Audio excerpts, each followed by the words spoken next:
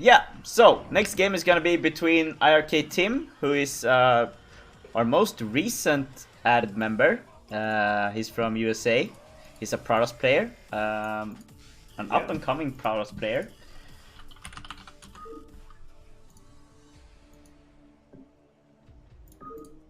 And then we have Favorit, who is one of the older iRks in the Resurrected team. So it's gonna be old school versus new school. Are you ready for this? I am fucking ready. Yeah. Let's do this. Let's do this. I'm always ready for some Luna. Yeah. Awesome. So, starting in the top left corner, playing in the white suit, it is our American Protoss up-and-coming prodigy. It is iRk's Tim. And starting in the bottom left corner, it is our old school red Protoss from Germany or Russia. No, he's from Russia. He lived in Germany, went back to Russia, and now lives in Sweden, I think. Yeah, he's living in Sweden. I know that. It's Favorit. Is Favorit in Sweden also? Yeah, he moved in with Zergflick a couple of months ago, actually. So he lives on the west coast in Sweden. Moved in with Zergflick? Yeah, Are they like a couple? I believe so, yes. Are you kidding me? No, it's true. Oh my god. Guys, we have another fucking Broodwar couple. Yeah, we do. And it's in iRk. That's where all the love is going on. The love. Love machine iRk. Can we call it that? So, I forgot to switch scene. There we go. Right. So, I know you know Favorit, right? Yep. Yep. What do you know about him? Well, actually, quite a lot. Yeah? Yeah, he was in SK clan with me. Yeah? We used to play a lot. Actually, I just played him, I don't know, 3 to 10 times just recently. Yeah? Yeah. First of all, really nice guy. He is. Good manner, and he's really determined. Yeah. I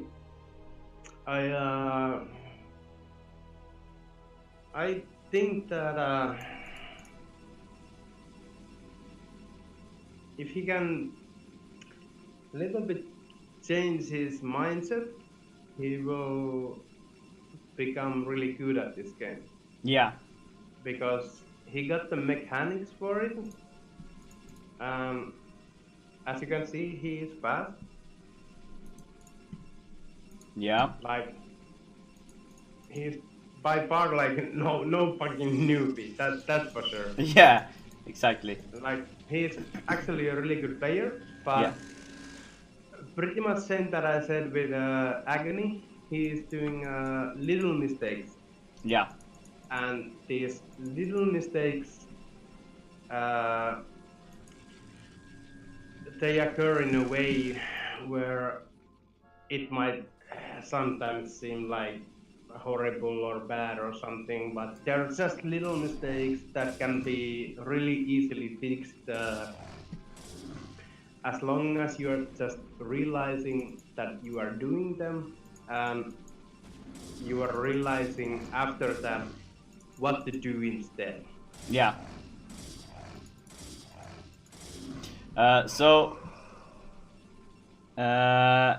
The cool thing about Favorit is that he's a low APM user.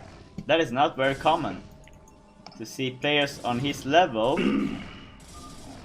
playing with 120 APM. It's actually amazing. Yeah. So that was a quick one. first game goes to Favorit. Yeah, GG. Oh, sorry. There, right number. So that was a 2-gate rush with Zealots. 4-minute game, 3:59 to be exact, and yeah. So didn't got any time to talk that much about Tim. So luckily we have another game, so we can talk about Tim as well.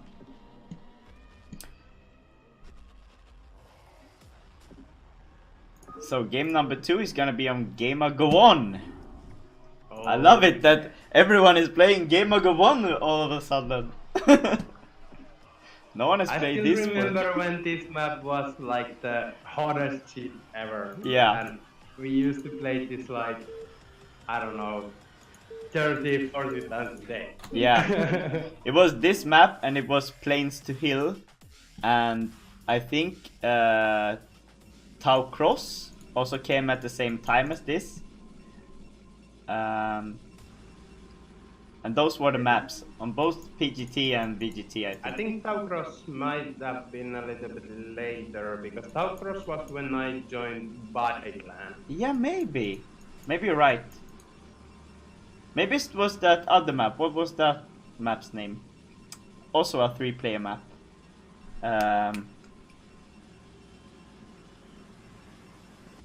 Fuck it. Anyways, starting in the bottom left corner, it is the Brown Prados, now living in Sweden, from Russia and from Germany, it is Favorit. And in the top right corner, our newly added member in the orange suit, it is Tim. So first game went to Favorit with a 2-gate Zealot rush, and now we're gonna see what Tim has to respond. He's probably gonna be playing a little more defensive this game. And the cool thing about Tim is that I met him in CPL, this league for players that want to become better, and he was pretty good when I played him before the season, in pre-season, but now he has bloomed and he's like 2,000 MMR maybe, and he's really progressing really well. Oh, yes. I forgot to show the game again. I must say the same thing, that when I played in SK Clan, yeah, and I met him, we used to play a lot. Yeah. Because he was one of the players that just was playing, and I don't know, we sometimes we play like 6-8 games, and then the other day 6-8 games, and so on. Yeah. Just because he was one of the few players who actually wanted to play. Yeah. Because many players at that time, they were like, okay, you're too good and I don't want to play you, and blah blah blah blah blah. But Tim was always, let's go. Yeah. And another cool thing is that he's quite young. He's only 21, I think. So he's he's not young? Yeah, so him and Oja and Jerry is like the kids in the clan, you know. They're all the same age. How old is Oja? He's 22 or 21. 22, I think. No, he's not. Yeah, it's true. No. Yeah, it is really? True. Yeah, it is. It's true. Oh my god. Yeah. And Jerry is like 21 as well. He's doing his second year at university in London, I think. So, yeah, kids. I could be their daddy. What? Was Jerry like Korean or? Yeah, he's Korean, but he lives in London. Okay. He's a student in London, but he's from Korea, so he goes back to Korea on summer. Yeah, I actually only, what do you say, met, seen, played, whatever, Jerry once ever. Yeah. That's one time ever. Yeah, he actually went 2-0 on Bonnet a couple of days ago on ladder. Oh, yeah. Nice.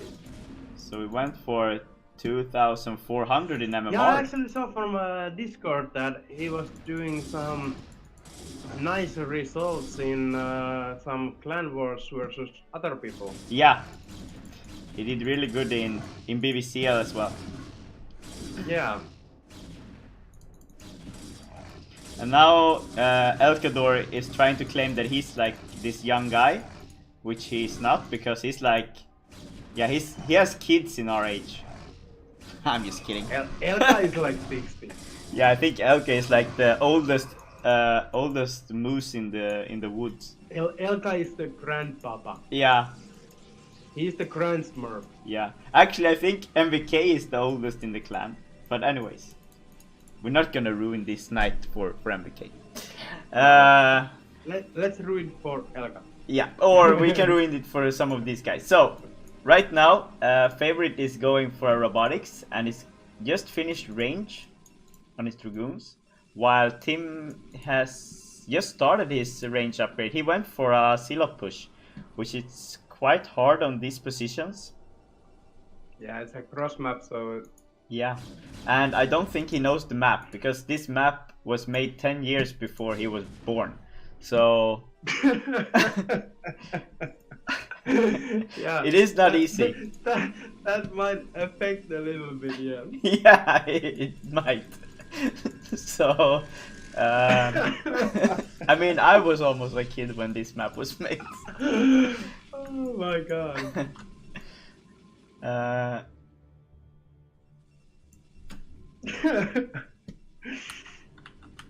I don't know why it is showing the... Oh, never mind. I got it away. Here we go.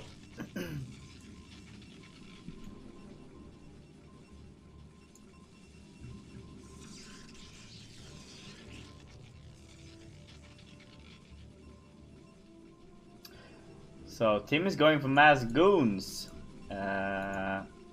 He's going for a third gateway now, while Favorit is going for observatory and has 3 gates up. Yeah, so basically what Tim is hoping here is that Favorit would go for something like 1 gate expand. Yeah. And then he would overwhelm it.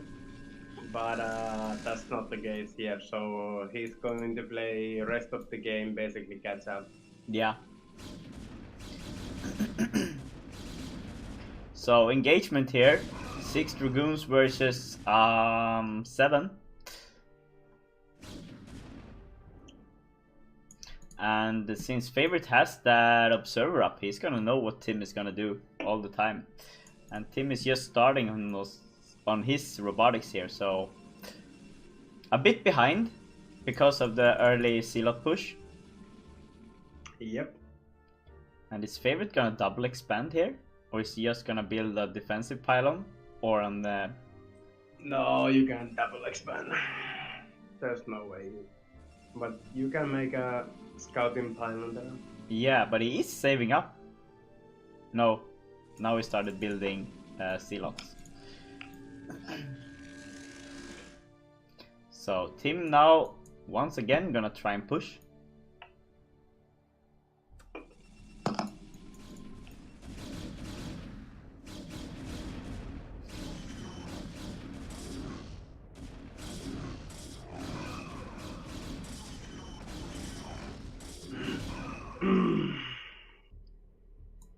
And once again he has to turn back because there are way too many Dragoons there in Favorit's base.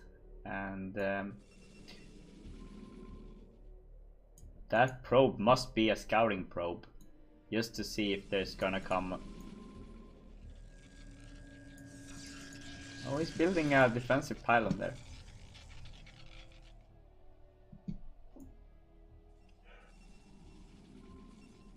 Yeah, it's actually pretty early to build those pylons, but...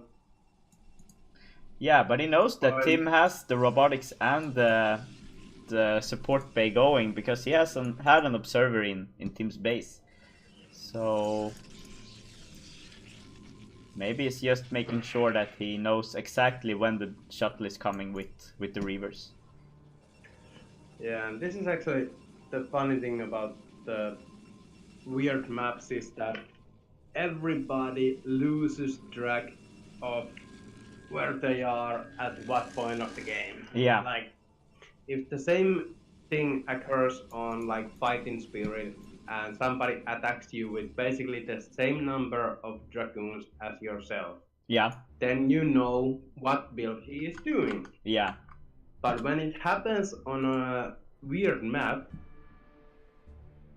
you kind of lose track of it because you are so overwhelmed of all the thoughts in your mind that it just doesn't register into your mind the No. same way it does in a map where you have played the same fucking scenario over and over again. Yeah, exactly. That's actually what Tim said in the chat after the games. Because he was like, yeah, he had no clue what to do on this map, for example. He just lost track of the timings, because the timings are way off because you can't play the same way. Yeah, and that's the advantage of the like old players such as myself. Yeah. Like, why we always come on top even when we are offline for 10 years. Yeah. Why we still come on top is because we have learned to play this game in a very different way that a modern generation has learned this game. Yeah. We have learned this game to play like adapting way. Yeah. We have learned this game to play versus the map, versus the possible scenarios, versus the possible strategies, and knowing our opponent's capabilities. Yeah. So that's how our strength has become so magnificent. Yeah, that's why I get so happy when I see maps being added to the ladder pool that are not like 4-player maps with the same width on the entrance and stuff. Because then you know, okay, I can do something else than my regular 3-hatch Hydra bust or something. Yeah, exactly. So I'm so happy when they add like Audubon or yeah, like Eddie or something else that has a different that opens up for different strategies. Eddie So was the blue map, right? yeah. Yep. So here's another engagement. Let's see how this goes. Reaver's going down there for Favorite, but I don't think Tim has enough to back up his Reavers. So we actually lost them, while Favorite has one left. Oh, and there goes the shuttle. So close call here. Tim actually wins that fight. Yeah. But he is still behind because he's just on 3 gateways.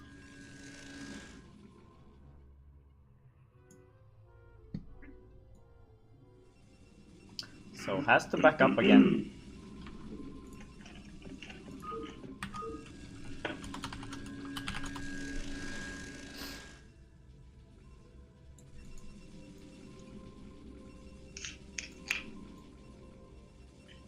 So is Tim gonna go for another expansion? Seems like Favorite is going for this second expansion. Yes, he is. So let's see if Tim is gonna be as bold as him. Oh, he is not going for that.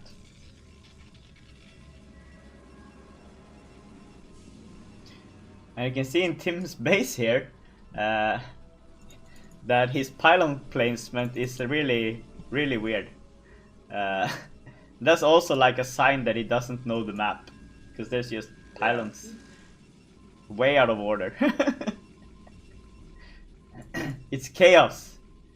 There's no SimCity anywhere. Yeah, that's what the maps do to you. Yeah, it is.